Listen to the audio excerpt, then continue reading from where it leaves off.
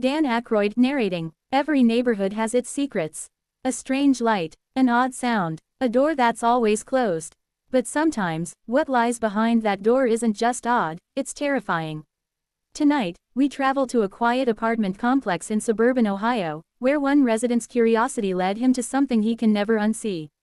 The setting. It was the kind of apartment building you could drive by 100 times without noticing.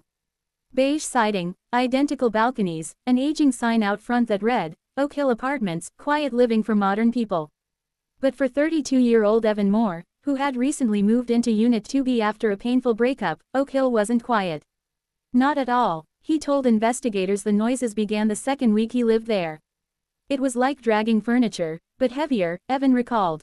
And it always came from 3B, the apartment right above mine. At first, he thought it was just a clumsy neighbor. But when he asked the building manager, Mrs. Kellerman, about it, her reaction was, strange.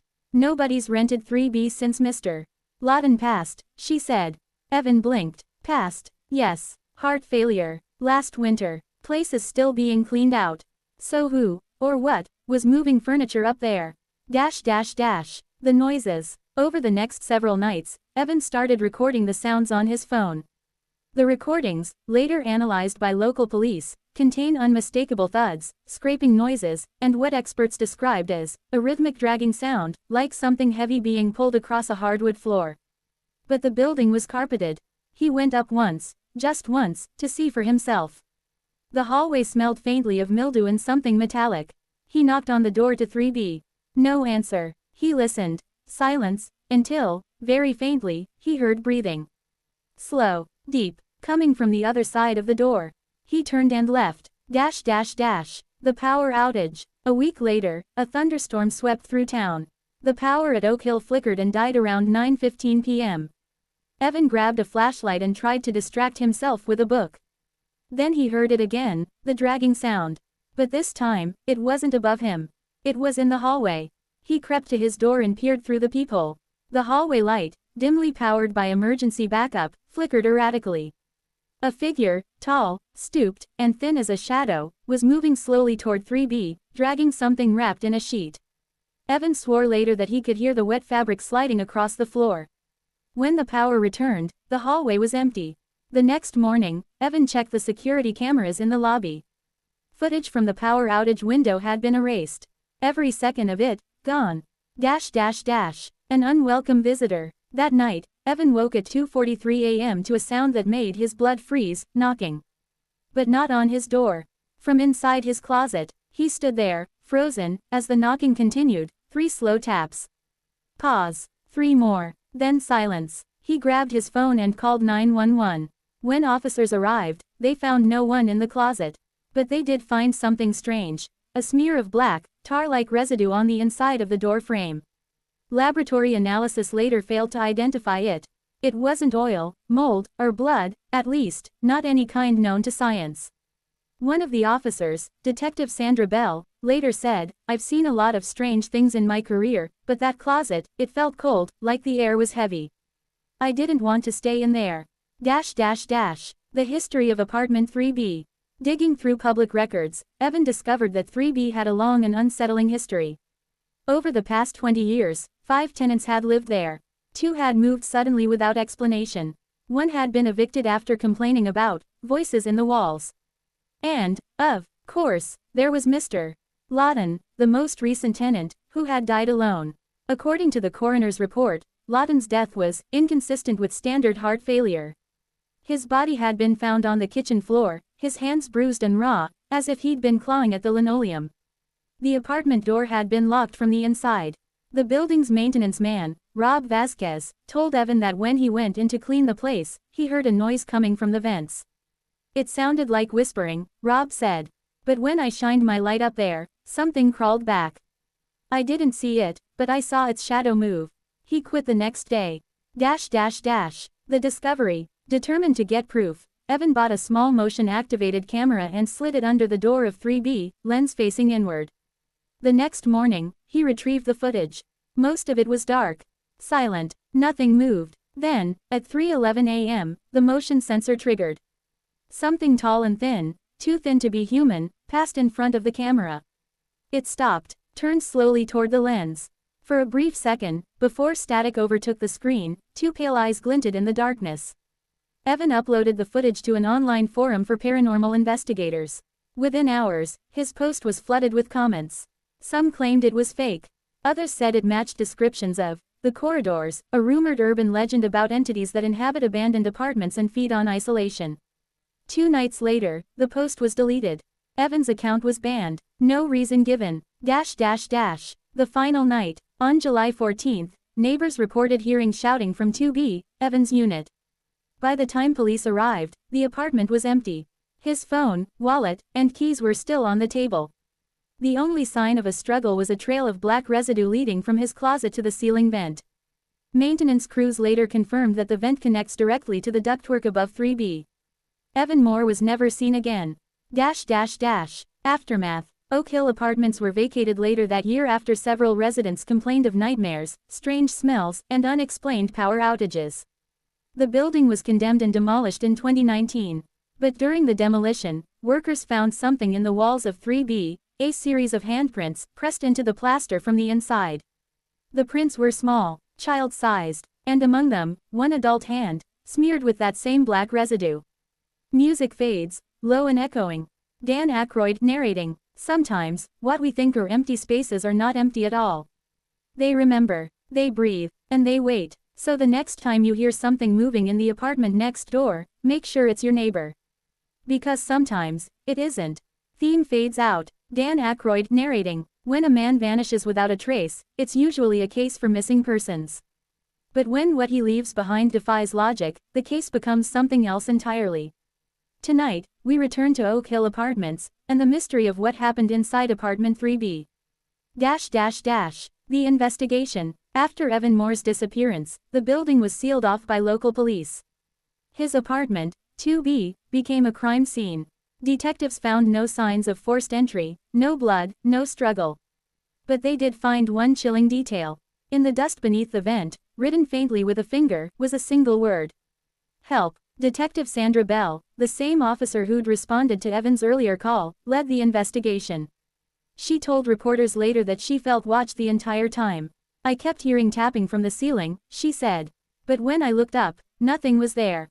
Just the vent grating. When the crime lab analyzed the black residue again, they discovered something new, microscopic fragments of what appeared to be human skin cells, mixed with a substance resembling decayed plant matter. It was organic, but unidentifiable.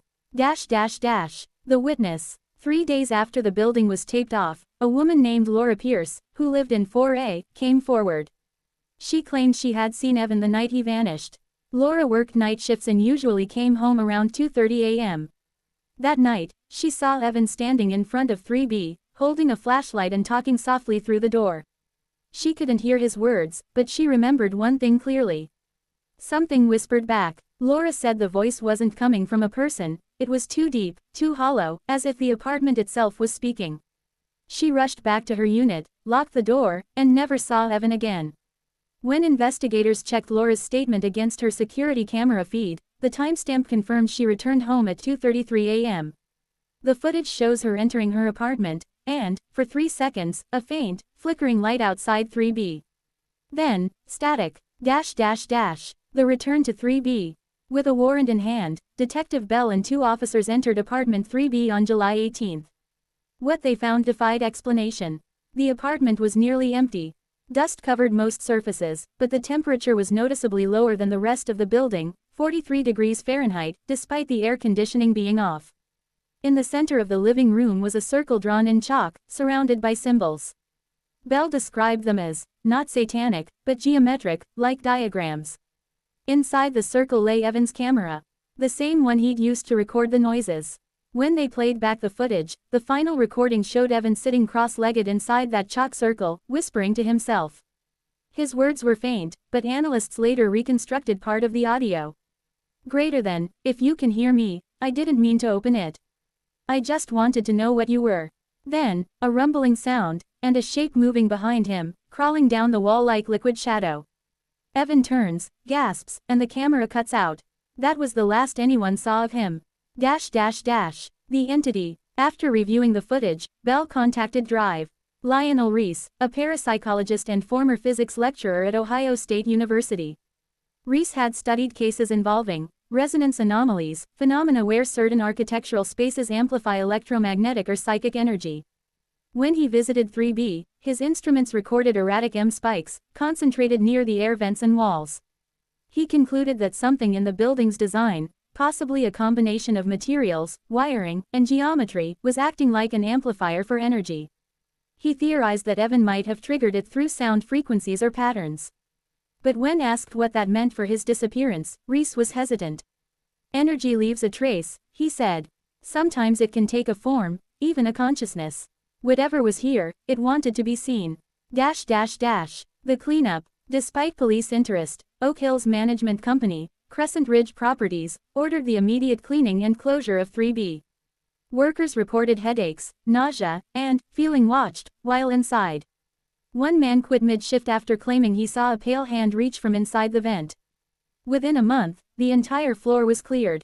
Tenants moved out. The remaining residents were relocated, and the building was officially condemned in late 2018. Detective Bell kept the case file open, though it was reclassified as unresolved disappearance. No suspects, no body, just evidence that didn't make sense. But she never forgot one detail. When the cleaning crew pulled down the old wallpaper in 3B, beneath the plaster were dozens of faint impressions, as if people had pressed their faces against the wall from behind it. The reappearance. Nearly a year later, on July 10, 2019, 1 year after Evan's disappearance, Bell received a call from a construction worker at the demolition site. He claimed he'd found something in the rubble of 3B. A camera. Evans. It was damaged but intact. When the tech team restored the footage, it showed the same final moments, Evan whispering in the circle, but this time, there was more. After the blackout, the video continued for 6 additional seconds. In that time, the image flickered, then refocused, showing what looked like a long hallway made of concrete, stretching into darkness. At the end of it, faintly visible, stood Evan. He was facing away from the camera. Behind him, something was crawling along the ceiling. Then, nothing. The corridor theory. Dr. Reese called it the corridor phenomenon. He believed that 3B had acted as a kind of gateway, not supernatural but dimensional. A fracture point between physical space and what he described as a resonance echo of human consciousness. In other words, a place where thought, emotion, and architecture merged.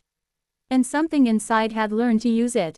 The theory suggests that entities like the one in 3B are not ghosts, they are echoes of fear itself, feeding on human attention.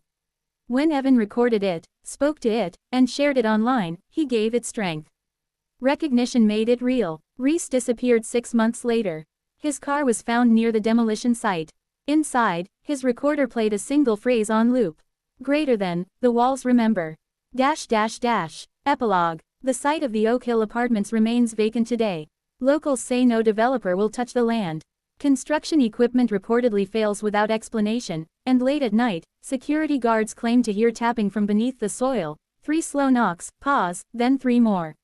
Music fades low, like a heartbeat. Dan Aykroyd narrating. Fear has power. It grows in places where people feel alone, unwanted, unseen. Sometimes, all it takes is one person looking too closely to wake it up. So if you ever hear something moving in the empty apartment next door, something that drags, something that whispers, don't go looking for it. Because the moment you do, it's already found you. Theme swells, fade to silence.